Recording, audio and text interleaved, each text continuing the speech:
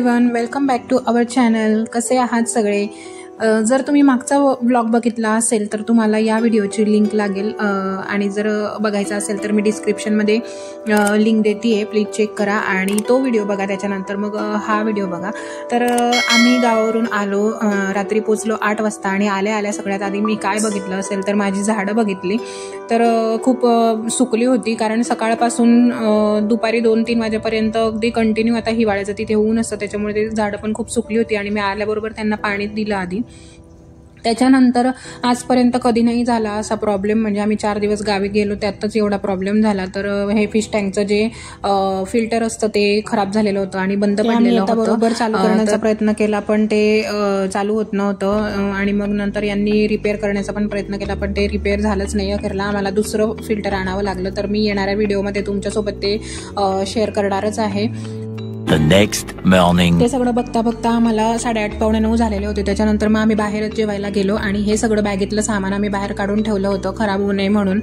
तर दुसऱ्या दिवशी सकाळी हे मी शेंगदाणे वगैरे आणलेले होते गावावरून, लिंबू आणलेले होते आणि हे आवळे माझ्या सासऱ्यांनी ताजे झाडावरचे आणून दिलेले होते. तर ते थोडेसे झाडावरतून पडल्यामुळे थोडेसे फक्त आपटले गेले होते, बाकी ते खूप छान आहेत आवळे, अगदी फ्रेश होते आणि छान मोठे पण होते मस्त. तर ते फक्त झाडावरून पडल्यामुळे थोडीशी आपट बसलेली.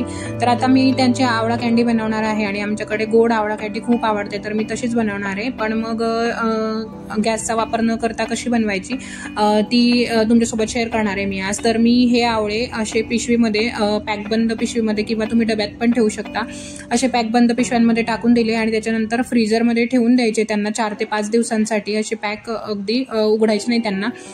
तर आणि त्याच्यानंतर हे दिवाळीचं सगळं जे जसं तसं पडलेलं होतं, मी तुम्हाला दाखवलेलं होतं का दिवे वगैरे सगळं जसंच तसं पडलंय. तर हे सगळं क्लीन करून उन्हामध्ये मस्त वाळवून घेतलं आणि व्यवस्थित पॅक करून घेतलं बॉक्सेसमध्ये. सगळे दिवे वगैरे जे काय काढलेलं होतं सामान, सगळं समया वगैरे सगळं क्लीन केलं आणि बॉक्सेसमध्ये पॅक करून व्यवस्थित ठेवून दिलं सगळं जागच्या जागी अगदी. त्याच्यानंतर 4 ते 5 दिवसांनी हे आवळे तुम्ही बघू शकता इतके कडक झालेत आणि त्याच्यावरती थोडासा बर्फ सुद्धा जमा झालेला आहे. तर मी हे सकाळीच काढून घेतलेले आणि त्याच्यानंतर 4 ते 5 तास असेच राहू द्यायचे आणि ते थोडेसे असे नरम होतात. तर नरम झाल्याच्या नंतर त्याच्यात सहज असे साल निघतात आणि सोबतच असे थोडेसे जर आपण प्रेस केले ना त्यांना तर त्याच्या सहज फोडीसुद्धा होतात. तर अशा सगळ्या आवळ्यांच्या मी साल पण काढून घेतली आणि त्याच्यासोबत अशा फोडी पण करून घेतल्या. तर अशी आवळा कँडी नक्की करून बघा तुम्ही, कारण ही आवळा कँडी सॉफ्टच राहते. कोरडी म्हणजे सुकवल्याच्या नंतर सुद्धा सॉफ्टच राहते आणि काळी सुद्धा पडत नाही आणि खायला सुद्धा छान लागते, जास्त गोड सुद्धा लागत नाही आणि आवळ्याची सुद्धा चव लागते त्याच्यामध्ये. तर नक्की करून बघा अशी आवळा कँडी. गॅसचा वापर न करता. थोडीशी मेहनत जास्त लागते, म्हणजे हे जे फोडी करायला थोडासा मला वेळ लागलेला, पण कारण हे जास्त म्हणजे 5 किलो आवळे होते त्याच्यामुळे मला जास्त वेळ लागलेला. तर 1-2 किलोची सुद्धा आपण अशी करू शकतो. तर सगळ्या आवळ्यांच्या फोडी करून झाल्या, अगदी संध्याकाळ झाली होती मला हे सगळं करता.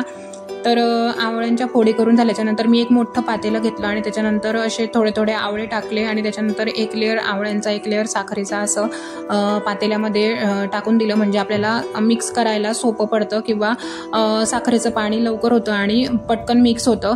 तर मी सगळे आवळे असे टाकून घेतलेले आहेत आणि 5 किलो आवळे होते, त्यातले थोडेसे कच्चे खायला काढले होते, मुलींना आवडतात म्हणून, आणि 4-5 आवळे खराब झालेले होते बॅगेत राहून आणि त्याच्यामुळे मग मी 5 किलो म्हणजे हे जे आवळे होते त्याच्यातले थोडेफार वापरले गेले होते. ते 4-4.5 किलो जर प्रमाण असेल तर त्याच्यासाठी मी ही 3 किलो साखर आणलेली. तर संध्याकाळी ठेवून दिलेलं मी झाकून. त्याच्यानंतर दुसऱ्या दिवशी बघितलं तर साखरेचं पाणी झालेलं होतं आणि जी वरची जी थोडीफार साखर होती ती बाकी होती अजून. तर तुम्हाला म्हणजे हे जे आवळे आहे ते आपल्याला वरती पण ठेवू शकतो आपण किंवा फ्रीजमध्ये पण ठेवू शकतो.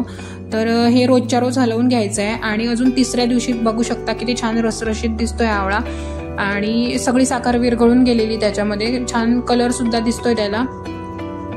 तर 2-3 दिवसानंतर याच्यामध्ये लिंबूसुद्धा पिळायचा आहे, म्हणजे लिंबाच्या रसाने याचा कलर जसाचा तसा राहतो, काळवट पडत नाही.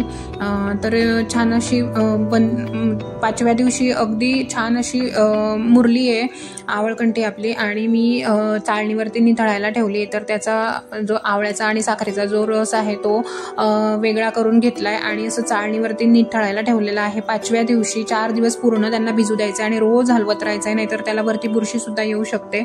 आणि व्यवस्थित मिक्स न झाल्यामुळे मग चवसुद्धा चांगली लागणार नाही त्याची, म्हणून मग रोज हलवत राहायचं आहे. तर हा माझा जो कागद आहे तो मी चकल्या वेपर्स किंवा उपवासाचे पदार्थ बनवायला जो वापरते तो कागद आहे. आणि स्टीलच्या भांड्यामध्ये जर तुम्ही टाकायचं झालं तर स्टीलच्या भांड्याला थोडासा डाग पडतात किंवा काळवटपणा येतो, म्हणून मग मी कागदावरच टाकते किंवा कापडावरती टाकायचं आहे. तर मग हा कागद होता माझ्याकडे, स्वच्छ धुतलेला होता व्यवस्थित, तर मग मी त्याच्यावरच टाकला. आणि 5 किलोचं होतं त्याच्यामुळे थोडंसं जास्त प्रमाण होतं, म्हणून मग खालीच मस्त अशी पसरवून दिली. तर गच्चीवरती आवळा कँडी सुकवायला आणलेली आहे, पण आपल्याला काळजी अशी घ्यायची आहे का, तर आपण गच्चीवर टाकतोय, खाली थोडीशी धूळ वगैरे असते किंवा काही उडतं तर मग, किंवा पक्षी वगैरे असतात तर खराब होऊ नये म्हणून मग मी अशी खाली अंथरून दिली आणि त्याच्यावरतून झाकून देणार आहे ते. पण मग आता या दिवसामध्ये ऊन वगैरे खूप जास्त कडक नसतं, त्याच्यामुळे पटकन पण सुकणार नाही. तर पूर्ण सुकेपर्यंत आपल्याला ती सुकवायची आहे छान अशी उन्हामध्ये, कारण मग ती लवकर खराब नाही होत आणि खूप जास्त दिवस टिकते.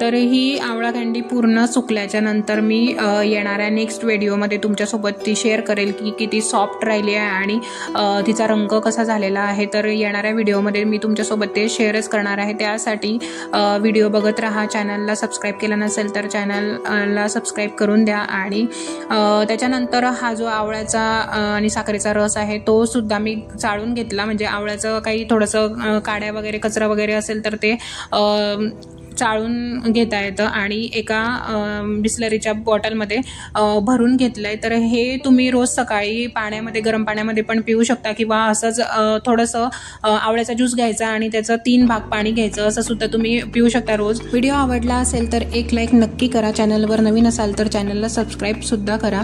चला तर मग भेटूया नेक्स्ट व्लॉगमध्ये. तोपर्यंत सगळ्यांनी काळजी घ्या. बाय.